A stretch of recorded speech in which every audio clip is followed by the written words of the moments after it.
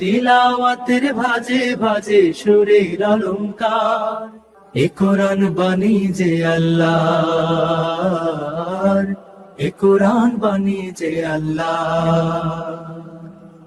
আসসালামু আলাইকুম ওরহমতুল্লাহি ওবরাকাতুহু।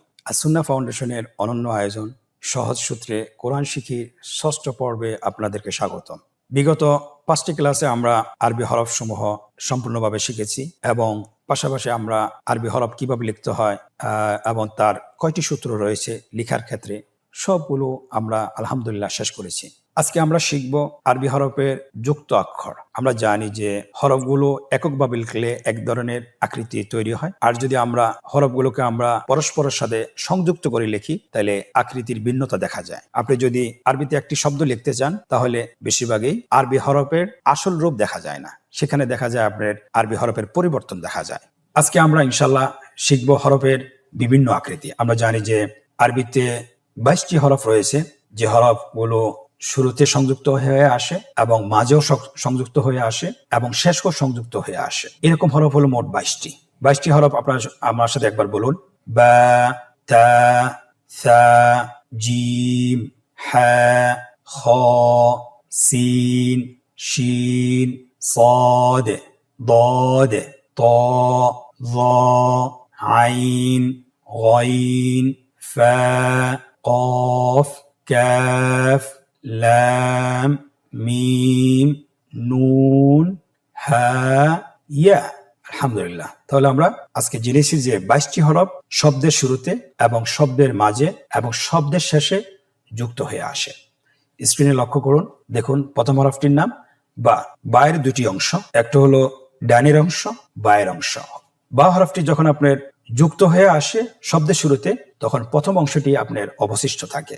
স্ক্রিনে আপনারা দেখতে পাচ্ছেন। বাটি যখন শব্দের মাঝে আসে, স্ক্রিনে লক্ষ্য করুন যে বায়ের ভিন্ন আকৃতি রূপ ধারণ করেছে। বাটি যখন আপনার শব্দের শেষে আসে তখন দেখেন বায়ের পূর্ণ রূপ সহকারে একটা সংযুক্ত আকার রয়েছে। তাহলে আমরা বুঝতে পারতেছি যে বাটির 3টি রূপ, একটা হলো শব্দের শুরুতে, আরেকটা হলো শব্দের মাঝে, আরেকটা হলো শব্দের শেষে। এখানে আপনাদেরকে আমরা উদাহরণ দিয়ে দেখিয়ে দিয়েছি যে আসলে বাটি শব্দের ভিতরে কিভাবে আসে। লক্ষ্য করুন, বায়ের শুরুতে আকৃতির সাথে একটি উদাহরণ দেওয়া হয়েছে। শব্দটি হলো, আমরা যদি এককভাবে পড়ি, বা, ইয়া, নুন। দেখুন বায়ের কিন্তু এখানে পূর্ণ রূপটি আসে নাই, এটার অর্ধেক রূপ এসেছে, মানে হলো বায়ের প্রথম মাথাটি এসেছে। এর পরবর্তী শব্দের মাঝে যে বাটি আছে দেখেন, শব্দটি হলো হা, বা, ত। এরপরে হলো বাটি শব্দের শেষে এসেছে কিভাবে দেখেন, শেষে যখন আসে তখন আপনার পূর্ণরূপটি আসে। দেখুন শুধুমাত্র আগের অক্ষরের সাথে যুক্ত করে দেওয়া হয়েছে। এরপরে শেষের রূপটা আপনারা দেখতে পাচ্ছেন যে এখানে বার, শুরু এবং মাঝের এবং শেষের 3টি রূপকে একসাথে করে দেওয়া হয়েছে, যাতে করে আপনারা একসাথে আপনি দেখতে পারেন এবং বুঝতে পারেন। সম্মানিত শিক্ষার্থী, আমরা এখন শিখবো যে আসলে বা হরফটি কিভাবে লিখতে হয় অথবা যুক্ত হয়ে হরফটি কিভাবে লেখা হয়। আপনারা স্ক্রিনের দিকে লক্ষ্য করুন, বাটি কিভাবে লেখা হয়েছে। এর পরবর্তী অক্ষর দেখেন, শব্দের মাঝের বাটি কিভাবে লিখতে হয় লেখা হচ্ছে। এরপরে দেখুন শব্দের শেষে কিভাবে লেখা হয়েছে। এরপরে 3টা অক্ষর, শব্দের শুরু এবং শব্দের মাঝে এবং শব্দের শেষে কিভাবে লিখতে হয় একসাথে লেখা হচ্ছে। আলহামদুলিল্লাহ, বা অক্ষরটি লেখা সম্পন্ন হয়েছে। এখানে আমাদের একটা জিনিস খেয়াল রাখতে হবে যে যুক্ত অক্ষর শেখার ক্ষেত্রে অবশ্যই আপনার হরফের প্রথম অংশ খেয়াল রাখতে হবে এবং নোক্তার প্রতি খেয়াল রাখতে হবে। নোক্তার অনেক ভূমিকা রয়েছে। আমরা জানি যে নোক্তা নিচে হইলে কি হয়, উপরে হইলে কি হয়, মাঝখানে হলে কি হয়, সেটা আমরা হরফগুলো আগে যেগুলো শিখেছি সেগুলো থেকে আমরা বুঝতে পারবো। যুক্ত অক্ষরের দ্বিতীয় হরফ তা। স্ক্রিনে লক্ষ্য করুন, তা হরফটি সেম একদমই বায়ের মতো। আমরা যদি শব্দের শুরুতে লিখতে হয়, আমরা বা যেভাবে লিখেছি, বায়ের নোক্তা শুধুমাত্র নিচে দিয়েছি। এখানে শুধুমাত্র এই বায়ের যে নিচের নোক্তাটা আছে সেটাকে মুছে উপরে 2টা নোক্তা বসিয়ে দিলে তা হয়ে যাবে। স্ক্রিনে লক্ষ্য করুন, দেখুন শব্দের শুরুতে তা কিভাবে লেখা হয়েছে, শব্দের মাঝখানে এবং শব্দের শেষে। এর সাথে আমরা শব্দের শুরুতে আমরা একটা উদাহরণ নিয়ে এসেছি। উদাহরণটি হলো তা, লাম, কাফ। এর পরবর্তী উদাহরণ ইয়া, তা, মিম। এরপরে দেখুন শব্দের শেষে তার অবস্থান, বা, ইয়া, তা। তায়ের পূর্ণ আকৃতি ধারণ করেছে। এরপরে নিচের রত দেখুন, আমরা শব্দের শুরু, শব্দের মাঝে এবং শব্দের শেষে কিভাবে তাটি আসে একসাথে আমরা দেখিয়েছি। তাহলে আপনারা আসলে বুঝতে পারছেন আশা করি ইনশাল্লাহ। এখন আমরা যুক্ত আকারের লিখন রূপ শিখবো, যে তা কিভাবে লিখতে হয়। আমরা আগের যে হরফটি শিখেছি বা যেভাবে লিখতে হয় সেভাবে লিখবো। স্ক্রিনে দেখানো হচ্ছে, দেখুন তাটি কিভাবে লেখা হচ্ছে। বা লিখেছি আমরা, নোক্তা দিয়েছি নিচে, আর এখানে তা লেখার ক্ষেত্রে আমাদের নোক্তা দিতে হবে উপরে, শব্দের শুরুতে এবং শব্দের মাঝে এবং শব্দের শেষে এবং একসাথে। আলহামদুলিল্লাহ, লেখা সম্পন্ন হয়েছে। আশা করি আপনারা বুঝতে পেরেছেন। প্রিয় শিক্ষার্থী, এখন আমরা তা হরফটির আকৃতি শিখব। আমরা বা তা যেভাবে লিখেছি সেম একই, বায় নোক্তা দিয়েছি নিচে, তায় নোক্তা দিয়েছি উপরে 2টি নোক্তা, আর তা উপরে নোক্তা দিব, কিন্তু আমাদেরকে 3টা নোক্তা বসাতে হবে। শুধুমাত্র সায়ের একটা অংশ লিখে 3টা নোক্তা বসিয়ে দিলে শব্দের শুরুর সা হয়ে যাবে, এবং 3টা নোক্তা মাঝখানে দিলে শব্দের মাঝের সা হয়ে যাবে, এবং সা হরফের পূর্ণরূপ যদি আমরা শব্দের শেষে বসিয়ে দিই তাহলে এটা শব্দের শেষের সা হয়ে যাবে। আপনারা স্ক্রিনে দেখতে পাচ্ছেন। এর সাথে আমরা 3টা উদাহরণ নিয়ে এসেছি শব্দের শুরুতে, যেমন সা মিম, এবং শব্দের মাঝখানে কিভাবে লিখতে হয়, মিম সা লাম। মিম এবং লামের মাঝখানে সাটি এসেছে, কিভাবে লিখতে হয় দেখুন। এরপরে শব্দের শেষে কিভাবে লিখতে হয়, শব্দটি হলো হা ইয়া সা। আপনারা যদি বারবার প্র্যাকটিস করেন ইনশাআল্লাহ দেখতে দেখতে আপনার হরফগুলো আপনি চিনে যাবেন। এখন আমরা সায়ের লিখন রূপ শিখব। আমরা একটু আগে বা তা যেভাবে লিখেছি সেভাবে সাটাও আমরা লিখে ফেলবো। সায়ের 3টি নোক্তা আপনি বসিয়ে দিন। দেখুন, শব্দের শুরুতে, শব্দের মাঝে, শব্দের শেষে, এবং 3টা অবস্থানকে একসাথে রেখে হরফগুলো লেখা হয়েছে। দেখেন, তা 3টা অবস্থান, শুরুর, মাঝের এবং শেষের, একসাথে লেখা হয়েছে। আলহামদুলিল্লাহ। জিম হরফটি শব্দের শুরুতে কিভাবে আসে আপনারা দেখতে পাচ্ছেন স্ক্রিনে। জিম হরফটির প্রথম অংশটা নিয়ে আসতে হয়, নিচের অংশটাকে কেটে দিতে হয়, এটা শুরুর জিম হয়ে যাবে। মাঝখানেও দেখেন শুরুর জিমটা নিয়ে আসতে হবে, আর যে আগের যে দাগটা আসে সে দাগটা থাকবে, এটাকে বলা হয় যুক্ত দাগ। এই যুক্ত দাগটা যদি আমরা নিয়ে আসি তাহলে আপনার শব্দের মাঝের জিম হয়ে যাবে। এরপরে শব্দের শেষে জিমের কি রূপ ধারণ করে দেখুন আপনারা স্ক্রিনে, পরিপূর্ণ রূপ এসেছে আলহামদুলিল্লাহ। শুধুমাত্র যুক্ত দাগটা আপনাকে এখানে অ্যাড করে দিলে হয়ে যাবে। এর সাথে আমরা 3টি উদাহরণ নিয়ে এসেছি। শব্দের শুরুতে জিমের অবস্থান, শব্দের মাঝে জিমের অবস্থান, এবং শব্দের শেষে জিমের অবস্থান। আপনারা দেখতে পাচ্ছেন শব্দের শুরুতে জিমের অবস্থান। দেখুন উদাহরণটি লেখা আছে জিম বা লাম। এরপরে জিমটি মধ্যে কিভাবে এসেছে অথবা শব্দের মাঝে কিভাবে এসেছে লক্ষ্য করুন। এখানে উদাহরণটি দেওয়া আছে শিন জিম র। জিমটাকে এইভাবে লিখতে হবে যেভাবে আপনি স্ক্রিনে দেখতে পাচ্ছেন। এর পরবর্তী হলো শব্দের শেষের জিম। জিমটি শব্দের শেষে যখন আসছে তখনই তার পরিপূর্ণ রূপ ধারণ করেছে আলহামদুলিল্লাহ। তাহলে আমরা সহজেই বুঝতে পারতেছি যে শব্দের শুরুতে কিভাবে আসে, মাঝে কিভাবে আসে এবং শেষে কিভাবে আসে। এখন আমরা যেভাবে এখানে পড়েছি লেখার ক্ষেত্রেও সেভাবে আমরা লিখব। শুধুমাত্র জিম এর নিচের অংশটি আমরা লিখব না। আপনারা স্ক্রিনে দেখুন কিভাবে জিমের শব্দের শুরুতে জিম কিভাবে লেখা হয় এখানে লেখা হচ্ছে, শব্দের মাঝে কিভাবে লেখা হচ্ছে, শব্দের শেষে কিভাবে লেখা হয় এখানে লেখা হচ্ছে, এবং 3টি অবস্থান কিভাবে একসাথে লেখা হয় সেটাও দেখানো হচ্ছে আলহামদুলিল্লাহ। পঞ্চম হরফটি আমরা এখন শিখবো, সেটা হলো হা। হা আমরা 3টা একসাথে বলতে পারি যে জিম হা খা। এই 3টা আপনার শব্দের শুরুতে আপনার একইভাবে আসবে, শব্দের মাঝে একইভাবে আসবে, শব্দের শেষে একইভাবে আসবে। শুধুমাত্র নোক্তার পার্থক্য, জিমের একটা নোক্তা দিয়ে দিতে হবে আর হায়ের কোনো নোক্তা হবে না, এবং খায়ের উপরে একটা নোক্তা দিতে হবে। তাহলে 3টি রূপ আমরা একসাথেই শিখতে পারবো সহজে। আপনারা দেখতে পাচ্ছেন এখানে হায়ের 3টা উদাহরণ দেওয়া হয়েছে। শব্দের শুরুর অবস্থানটা কিভাবে হয়, হা দাল র। এটা হাটা শব্দের শুরুতে এসেছে। দ্বিতীয় উদাহরণ তা হা ত। দেখেন শব্দের মাঝখানে হায়ের অবস্থান, এটা আপনারা বুঝতেই পারতেছেন। এর পরবর্তী উদাহরণ ফা তা হা। দেখেন হায়ের অবস্থান শব্দের শেষে। খুবই সহজ, শুধুমাত্র আপনি যদি প্র্যাকটিস করুন তাহলে আপনার জন্য সহজ হবে, চিনতেও সহজ হবে এবং পড়তেও সহজ হবে ইনশাআল্লাহ। প্রিয় শিক্ষার্থী বন্ধুরা, এখন আমরা খায়ের যুক্ত আকৃতি শিখব, যে কিভাবে শব্দের শুরুতে লিখতে হয়, শব্দের মাঝে লিখতে হয়, শব্দের শেষে লিখতে হয়। স্ক্রিনের দিকে লক্ষ্য করুন, আমরা দেখিয়ে দিয়েছি শব্দের শুরুতে খায়ের অবস্থান এবং শব্দের মাঝে খায়ের অবস্থান এবং শব্দের শেষে খায়ের অবস্থান। এটার উদাহরণগুলো লক্ষ্য করুন। শব্দের শুরুতে খটা কিভাবে এসেছে, খ তা মিম। দেখুন খটাকে তার সাথে কিভাবে সংযুক্ত করা হয়েছে খুব সহজে। দ্বিতীয় অবস্থান শব্দের মাঝে ফা খ দাল। তৃতীয় অবস্থান শব্দের শেষে শিন ইয়া খ। আমরা বুঝতে পারতেছি যে হরফগুলোর আকৃতি খুবই সহজ। শুধুমাত্র আমরা একটা আকৃতি যদি শিখি, মানে গ্রুপ ওয়াইজ যদি আমরা শিখি, যেহেতু জিম হা খ একটা গ্রুপের, যদি আমরা একটার আকৃতি শিখতে পারি বাকিগুলো আকৃতি সহজে আমরা শিখতে পারবো এবং লিখতে পারবো, খুবই সহজে বুঝতে পারবো ইনশাআল্লাহ। এটার লিখন রূপ দেখুন একই রকম, জিম হা যেভাবে লিখেছি সেম সেভাবে লেখা হবে এবং লেখাটা খুবই সহজ। স্ক্রিনে লক্ষ্য করুন, শব্দের শুরুর খ লেখা হচ্ছে, শব্দের মাঝের খ লেখা হচ্ছে, শব্দের শেষের খ লেখা হচ্ছে এবং একই সাথে তিন অবস্থান হরফটি লেখা হচ্ছে। আলহামদুলিল্লাহ, কত সহজেই হয়ে গেল।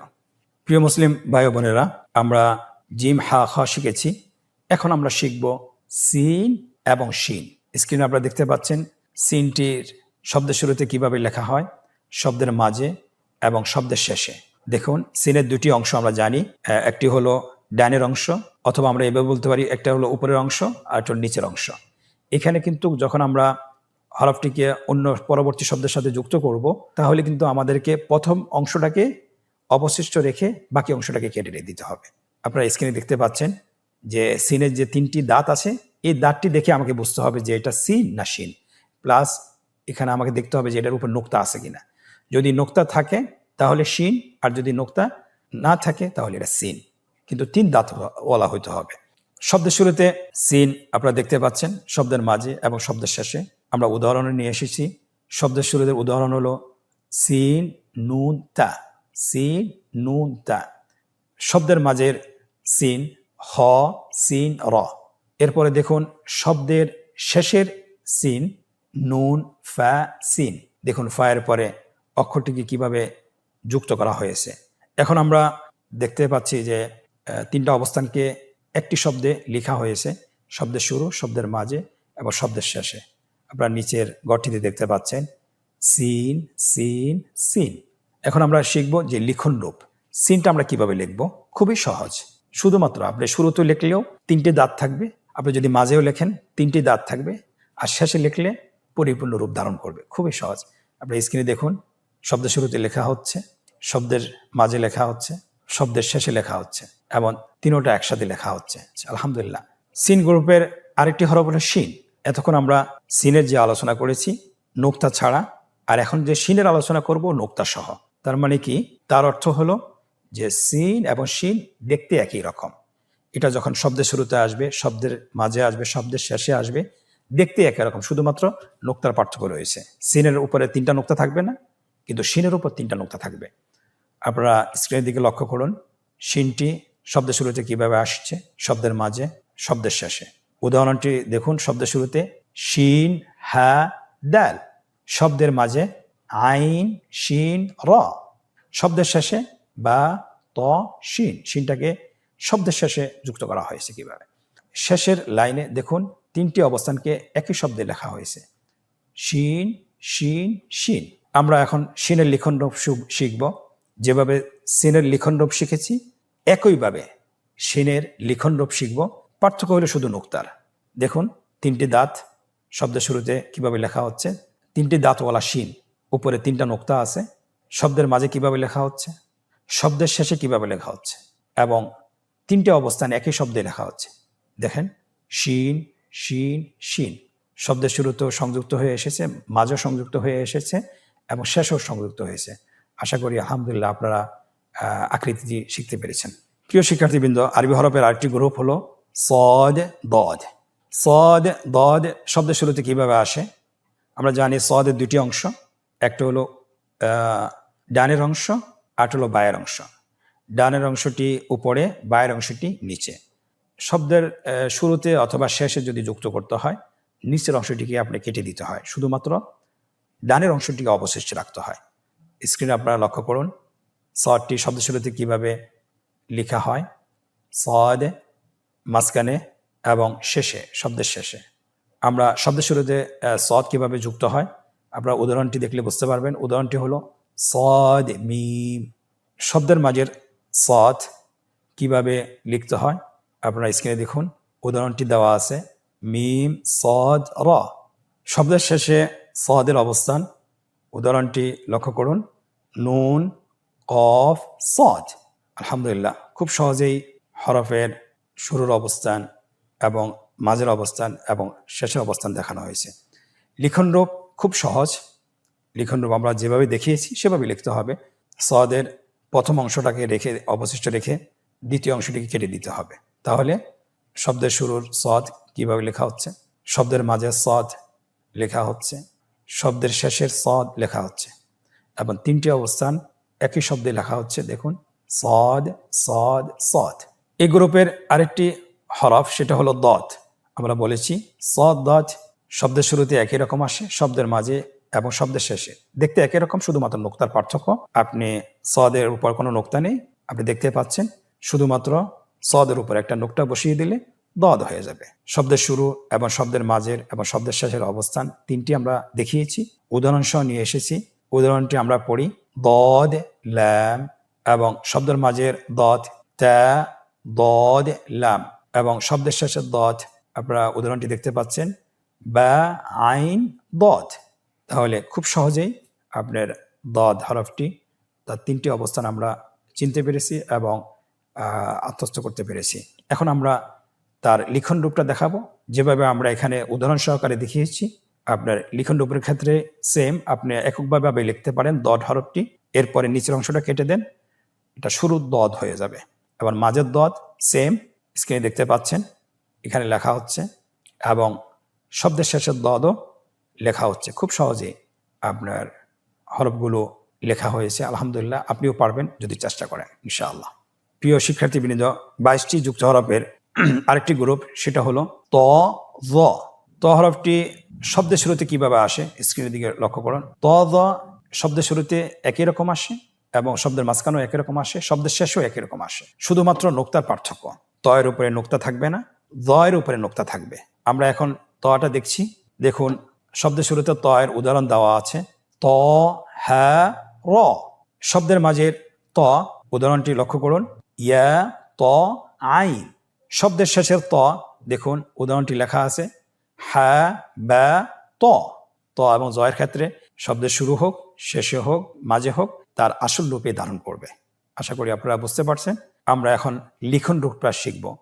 দেখুন, ত হরফটি কিভাবে লিখতে হয়। শব্দের শুরুতে ত লেখাটা খুবই সহজ এবং শব্দের মাঝে একই রকম, শুধুমাত্র দুই পাশে যুক্ত দাগ থাকবে এবং শব্দের শেষে দেখুন তটি তার পরিপূর্ণ রূপে আসবে এবং তার তিনটি অবস্থান একই শব্দ আমরা লিখেছি, স্ক্রিনে লেখা হচ্ছে। দেখুন কিভাবে লিখতে হয়, ত ত ত। আশা করি আপনারা ত হরফটি কিভাবে চিনবেন এবং কিভাবে লিখবেন দুটি আপনারা শিখেছেন। প্রিয় শিক্ষার্থীবৃন্দ, তয়ের সাথে সামঞ্জস্যপূর্ণ আরেকটি হরফ, সেটা হলো দ। শব্দের শুরুতে দ কিভাবে এসেছে, উদাহরণটি দেখুন, দ হ্যাঁ র। কিভাবে দ কে হা র এর সাথে সংযুক্ত করা হয়েছে। শব্দের মাঝে দ কিভাবে আসে, স্ক্রিনে লক্ষ্য করুন। উদাহরণটি বলুন, আইন দ মিম। শব্দের শেষের দ লক্ষ্য করুন, উদাহরণটি পড়ুন, গইন ইয়া দ। ইয়া, গইন এবং ইয়ার পরবর্তী অক্ষর হলো দ, দুটোর সাথে দ কে সংযুক্ত করা হয়েছে। খুবই সহজ। এবং নিচের লাইনটিতে দ এর অবস্থান, শুরুর অবস্থান, মাঝের অবস্থান এবং শেষের অবস্থান দেখানো হয়েছে। আমরা কিভাবে লিখব, একটু আগে আমরা বলেছি, ত যেভাবে লিখেছি সেভাবে জ হরফটি লিখব। স্ক্রিন লক্ষ্য করুন, শুধুমাত্র তয়ের উপরে একটা নোক্তা দিতে হবে।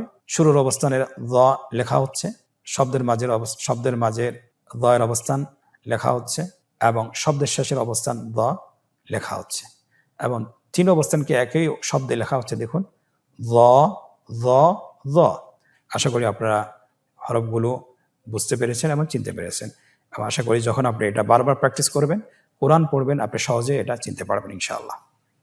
সম্মানিত ভাই বোনেরা, 22টি হরফের আরেকটি গ্রুপ হলো আইন এবং গইন। আইন এবং গইন। আইন এবং গইন শব্দের শুরুতে কিভাবে আসে আপনারা স্ক্রিনের দিকে লক্ষ্য করুন। শব্দের মাঝে এবং শব্দের শেষে, শুধুমাত্র নোক্তার পার্থক্য। আপনারা উদাহরণ সহ দেখতে পাচ্ছেন। শব্দের শুরুতে আইন কিভাবে লিখতে হয়, উদাহরণটি দেখুন, আইন লাম মিম। শব্দের মাঝের আইন বা আইন দাল। শব্দের শেষের আইন তার পূর্ণ আকৃতি এসেছে বা, ইয়া, আইন। শেষ লাইনে দেখুন শব্দের 3টে অবস্থান একসাথে লেখা হয়েছে।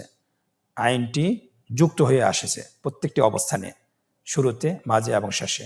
আইন, আইন, আইন। আইন হরফটি কিভাবে লিখতে হবে? খুবই সহজ। আপনি যদি শব্দের শুরুতে লিখতে হয়, আইনের প্রথম অংশটি অবশিষ্ট রেখে দ্বিতীয় অংশটি কেটে দেন। আইন তার শুরুর অবস্থানটি অবশিষ্ট থাকবে। এবং শব্দের মাঝে লিখতে হয়, আপনারা স্ক্রিনে দেখতে পাচ্ছেন। এবং শব্দের শেষেও আপনার যদি আইনটি আসে, এটারও একটু ভিন্ন রূপ ধারণ করে। আপনারা দেখতে পাচ্ছেন কিভাবে লিখতে হয় আইনটা। স্ক্রিনের দিকে লক্ষ্য করুন, লেখা সম্পন্ন হয়েছে। এবং আইনটি একই সাথে শব্দের শুরুর, মাঝের এবং শেষের কিভাবে লিখতে হয় এটা স্ক্রিনের দিকে লক্ষ্য করুন। আইন, আইন, আইন। আলহামদুলিল্লাহ, সম্পন্ন হয়েছে। এই গ্রুপের আরেকটি হরফ গইন। শব্দের শুরুতে গইনের অবস্থান গইন, ইয়া, র। শব্দের মাঝের অবস্থান বা, গইন, ইয়া। এবং শব্দের শেষের অবস্থান বা, লাম, গইন। এবং 3টে অবস্থানকে একই শব্দে লেখা হয়েছে, একই শব্দে দেখানো হয়েছে। দেখুন, গইন, গইন, গইন। আমরা এখন লিখন রূপটা শিখব। লিখন রূপটা আমরা বলেছি দেখতে আইনের মতোই। আইন যেভাবে লিখেছি শব্দের শুরুতে, শব্দের মাঝে, শব্দের শেষে, তেমনিভাবে গইনটিও আমরা সেভাবে লিখব। স্ক্রিনে লেখা হচ্ছে শব্দের শুরুতে, শব্দের মাঝে, শব্দের শেষে এবং 3টে অবস্থান একই শব্দে লেখা হচ্ছে। লেখা সম্পন্ন হয়েছে। আলহামদুলিল্লাহ, আশা করি আপনারা বুঝতে পেরেছেন।